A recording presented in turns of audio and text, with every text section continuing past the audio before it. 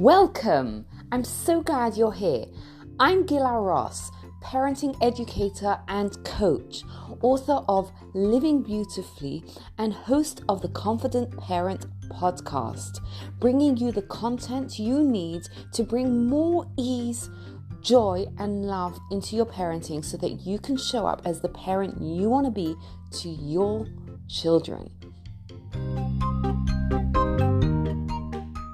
We discussed last week the joys of siblings, because you know how when people go from 1 to 2 kids and they post that picture of the toddler or the older child kissing the baby, and there's nothing cuter than that. There's nothing better than when our kids get on with each other. Last week we were discussing how very, very normal it is for our kids not to get on, right? We started by talking about how a lot of us have memories of not getting on with our siblings. And it's very normal, even though it evokes very strong feelings within us. So just a quick review. We spoke about 2 tools that we can use. And this week, we're going to expand that a little bit. Firstly, no one can hear until they are heard, which is very, very important in the moment. You know, if your kid is yelling, but I want that toy, but I want that toy.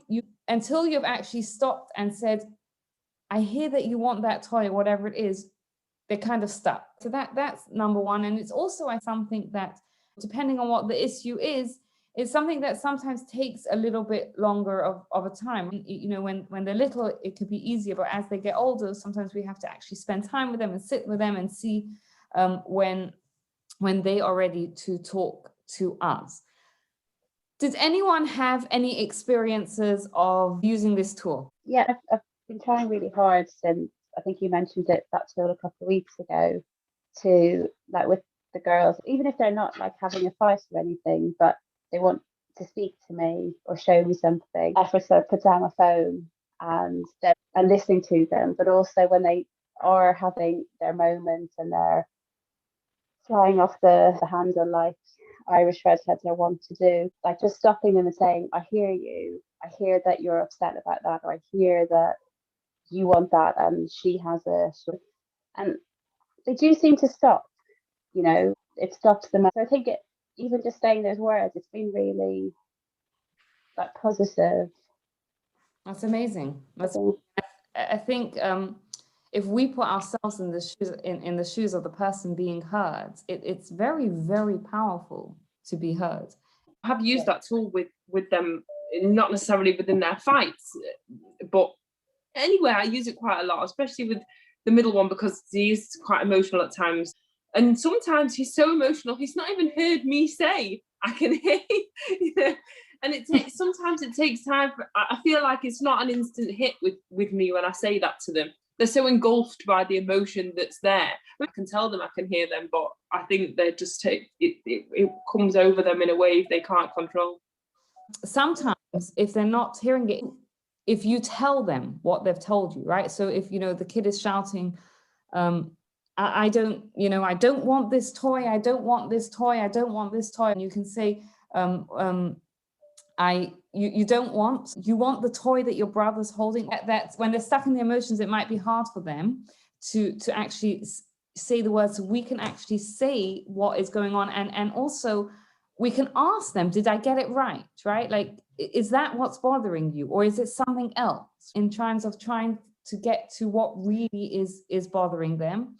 I would also add that it is a tool that we want to keep on doing, because it's not necessarily a quick fix tool that you say it and then boom, everything's fine. But it's something, and I'll share with you something that happened in my family this week. We have to keep on doing it so that as our kids get older, they can continue to come to us with their complaints and their concerns, and they know that there's someone there to listen to them. So this week, I think it was Sunday evening, one of my kids had a meltdown, just one of my older kids actually. And it was very, very strange. And I was like, what's going on? She was like, I don't want to go to school. I don't want to go to school. And I was like, what's going on? And she started to tell me that she's got a friend that's going through a very, very severe depression. Like, she's way over her head, you know, in knowing how to deal with this. I had just gotten into my workout because I was just going to go do a workout, and I was just walking past her bedroom to go on with it. And like I saw it, and that moment so easily could have been missed. And it's such a big deal, right? Like I ended up calling the school, and hopefully they're going to get someone, a professional, in to help her and her friends deal with the situation. But my point with this is that, yes, it's a tool, and yes, it helps in the moment. But more importantly, it's a gift that we give our kids, and it's something that we plant so that as they get older, they know that they can come to us because we will listen to them. Does that make sense?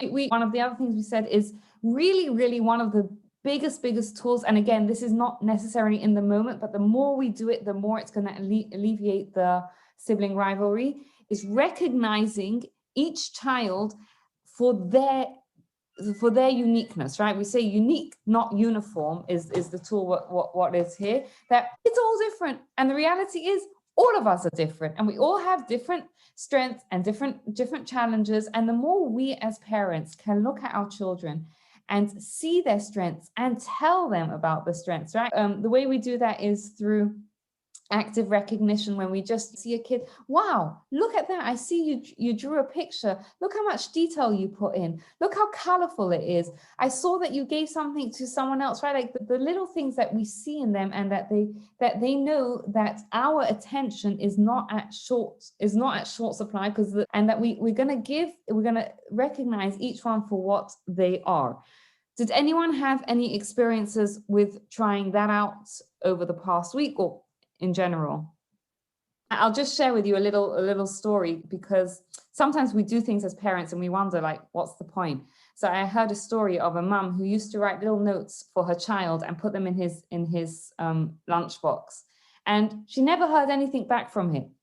And she was like, okay, the kid's older, he doesn't care about these things. And one day she's cleaning up his room, and she finds every single note is saved. No. So, most of the time our kids are not going to say, wow, mom, wow, dad, that was so nice, that made me feel so great. When we don't do it, we hear about it in ways, but when we do it, they don't necessarily, but it makes an impact on them. All right, so let's jump into exploring a few more tools. So one of the other things that comes up a lot, I think, is kids have different needs, and it comes up in different ways. One of the scenarios we shared last week is when you're serving dinner and someone says, hey, but they got more chips than I did. Or if one kid needs a new pair of shoes, or one kid needs new clothes, or one kid needs glasses and the other kid doesn't, right? And it can create a situation where one of the other children says, but I want that, right? But she has new shoes. Can I also have new shoes? And it's very exciting to get a new pair for them to get a new pair of shoes. How would you deal with that? Using this tool, unique, not uniform. Anyone want to venture a guess? To be honest, we've had this week. So The boys needed new shoes, and we've not been able to get one for our youngest. He's 3, and we've not been able to find any. But then when we got them 2 new shoes, Talia just lost it. She couldn't cope with the fact that, but she does not need new school shoes. Her school shoes are perfect. So she doesn't actually need them replacing. So it's been she's had a complete meltdown over the fact that she's not got new shoes, even though she actually doesn't need them. She's just walked in the room, she just heard us talking. But we've tried explaining, but she doesn't need new shoes. It didn't help that our eldest, who's 12, also needed new shoes. So to her, unfortunately, it looks like she's been singled out by not getting, but they're all school shoes. I wouldn't mind. They're not like everyday shoes, they're school shoes. So 3 out of our 4 got new school shoes. So I can see her point, and I can understand why she's upset. However, her school shoes are perfect. So why would I replace them? And we then just explained to her that once it's her time to get some and she needs them, she'll then get them.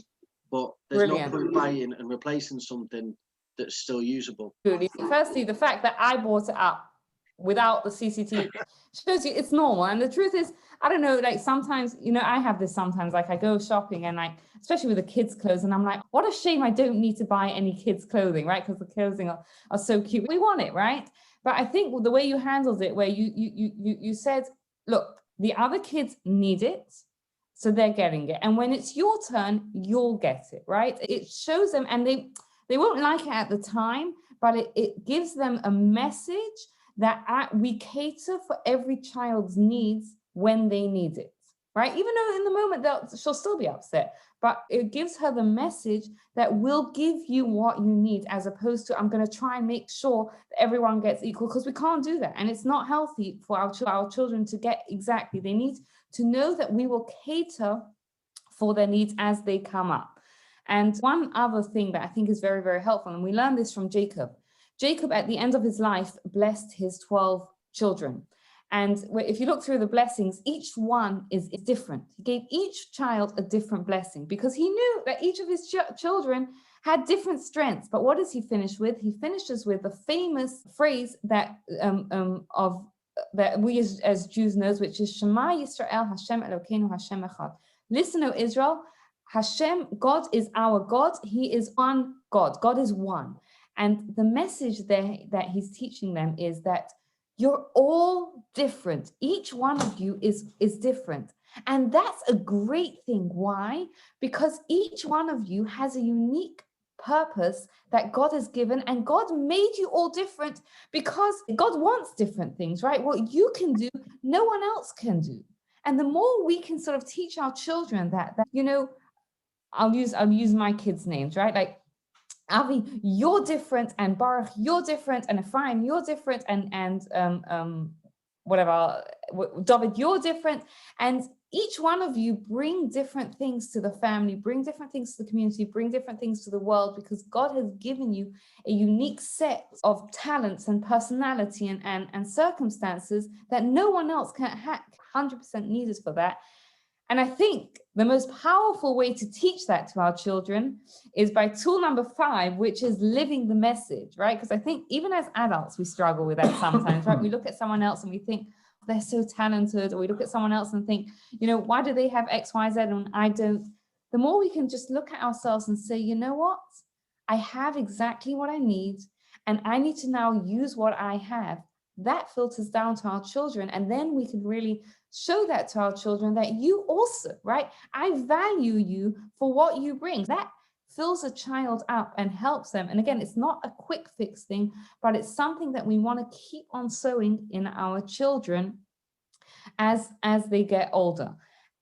I'm going to finish off with one last tool, which is tool number 2, which is empower often and impose rarely. And that is to be creative in giving them opportunities to do things for each other, so that we can then thank them and recognize them for that. And it starts when they're really, really little, right? Like if you can remember back in the day when you had like one or two little ones, or you just introducing your big one to the little one, and you're like, can you bring me a nappy? And they bring you a nappy and you're like, thank you so much. And it's like, okay, it's helpful, but right, the kid feels amazing because they feel like they're that role of the big sibling. And as our kids get older, we have to be a little bit more creative about it, because they're not as things, but like simple things, right? Can you serve at the supper table? Can you, and playing to their strengths, but helping them help each other, and sort of building that community within our family, where we recognize each child, where we give them all the energy that they need, and the recognition that they need, and the attention that they need in those short Kodak moments where we're just describing things, and give them opportunities to be heard and to give to each other. So your task for this week is, you can pick any of these 3. You can pick the tool of hearing our children, pick the tool of unique, not uniform, right? Trying to find something unique and special about each of our children,